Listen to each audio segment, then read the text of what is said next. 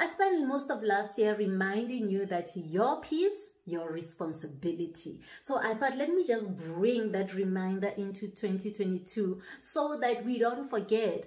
You will not make a decision to live a peaceful life and yet expect those around you to not disturb your peace, right? To uphold that decision. It means every time there's a sacrifice to be made so that you can have peace, then you are saying, I'm going to make that sacrifice, right? In order to make sure that I'm living a healthy life on the inside, right? So with that being said, today I'm talking about how to make peace with a micromanager.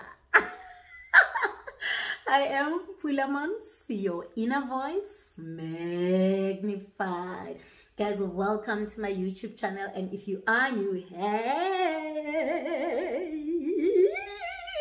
super excited to have you here. I hope you will find the content on this platform worthy enough for you to subscribe at the end of the day, right? And if you have already done so, please get your people and their people to subscribe to this channel. What are you waiting for? And don't forget to click the notification bell, because it will let you know every time I upload a new video so that you can come check it out.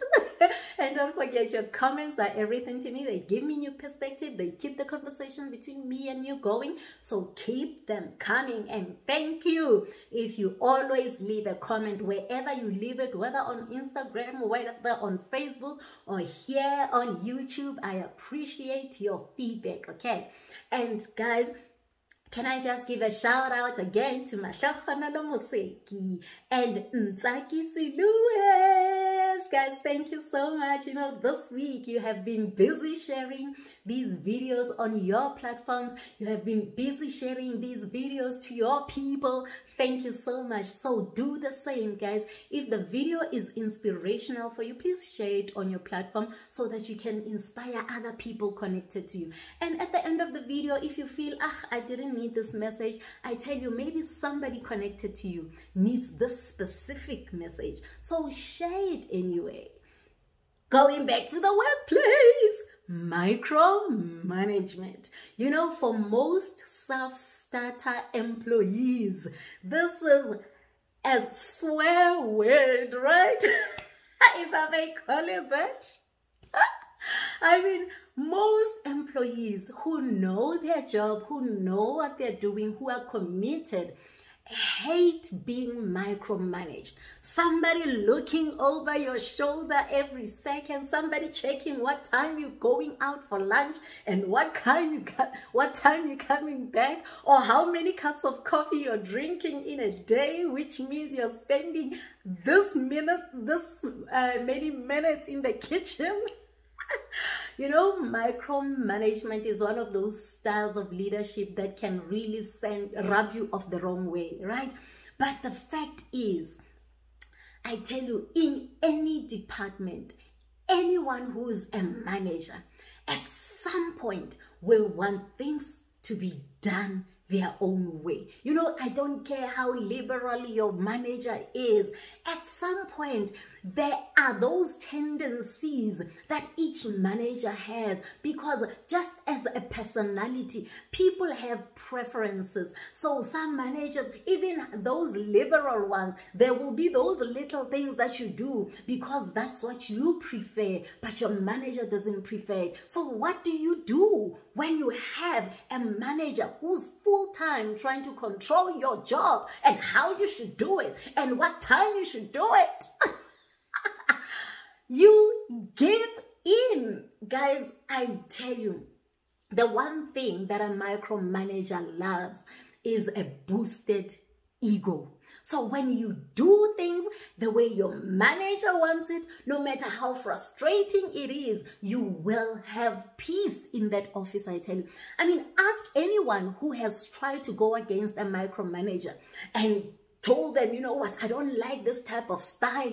Wara, wara, wara, you are disturbing me. I mean, I'm not comfortable in my own office. Ask anyone who has gone against a micromanager to try and sort this issue out once and for all. How did that conversation go? And are you happy? I mean, maybe you are one of those people who feel like, no ways, I will not be micromanaged, and you want to, your voice to be heard. How is it going for you? Do you have peace? Do you wake up waiting to go to work, or eager rather to go to work? Or how is it for you? If it's not working, I tell you, the one way you can get a micromanager to sit down and be in their corner is firstly to do things as they wanted. Secondly, to constantly report everything that you're doing. Because if you are not giving them information, then you are basically inviting that manager to your desk, because they get anxious. It's people mostly who have control issues. So if a person has control issues, they need to know that what they need to deliver to their own managers will be delivered at the right quality, at the right time, right? So when people are sitting and busy having coffee and they are laughing, but nobody's sending any information to their desk, then you're basically saying to this person, whether him or her, you are saying, oh my gosh, people are running around. I don't know what they're doing. Nobody's busy working, and I'm about to not, deliver on time. So they are control freaks, most of them. So how do you put them at bay? Do the right thing. Give them information. Overfeed them with information. Send emails after emails of things that you're doing. If they've asked you to do something, every step, after every call, tell them that, you know what, I've just called this person and this is what they've said to me, and I'm busy calling the other person now, because when you take an hour and they've sent you for something urgent, I tell you, within 15 minutes that person will be at your desk. So that is how you make peace, or you keep them at bay, right? You feed your manager with information, because basically that is why they're micromanaging. That is why they're checking how many times you're going to the bathroom. That is how they're checking how late you are from lunch, because they feel like you are busy doing all these things but you are not delivering. And not because you're not delivering, because of their own internal issues. And unfortunately, you cannot force your manager to dance to your own tune, right? It is his or her department. Ultimately, he or she is the one responsible for everything that needs to be produced out of your department. That's why they get so finicky, because then it will say they are incompetent. If it happens that they are forever bringing stuff late, or if it ever happens that they can't meet the deadline, then it will be on your manager's head, right? So every manager who is a micromanager, usually it stems from the inside, and those are battles that you as an employee cannot fight. So give them information. And if in any case you do all of those things, but your manager still manages to get their way to your desk every 5 minutes, guys, deal with it. You know what? If you can't stand the heat, get out of the kitchen, because if your manager is not abusive, they're just coming to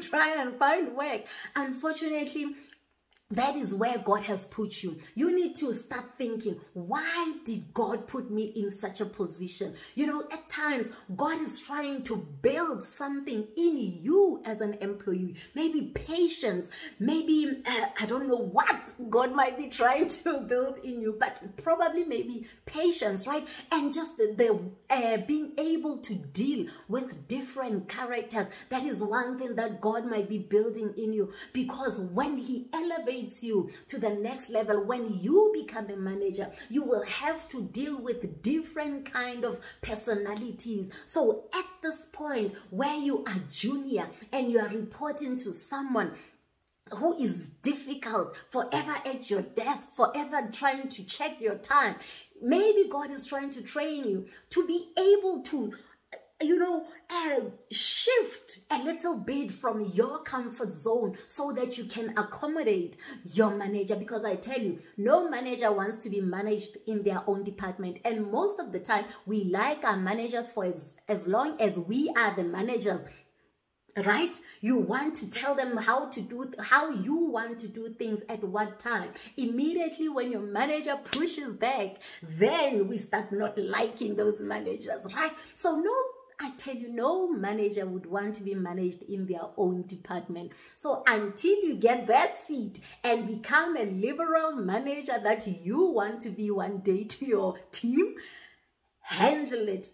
You have to make that sacrifice to say, you know what, I don't have the ultimate responsibility for this department. And if this person, this is their management style, I can't change them. I can only shift myself to accommodate this person. But I'm not talking, guys, about shifting your core values, right? When somebody starts asking you to do things illegal, I'm not talking about that. I'm just talking about somebody who's just a control freak, who just wants to know what's going on in everybody's life at work.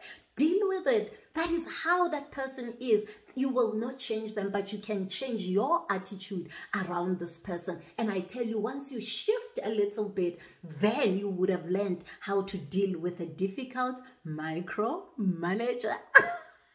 I tell you guys, we have the Holy Spirit, and that Holy Spirit is our helper. Call on the Holy Spirit to give you wisdom on how to deal or to develop a positive attitude towards your manager. Because at times, because now we know them as a micromanager, we start developing a bad attitude, and immediately when they walk in the office, we are already grumpy. But when you start changing your attitude and realizing that this person has control issues maybe, or this person just is bored maybe in their office, they just want to chill, you accommodate them. And when you learn to accommodate your manager, I tell you, you will have peace with your micromanager. I am Pulaa Montz, your inner peace and purpose coach. Guys, don't forget to do the right thing.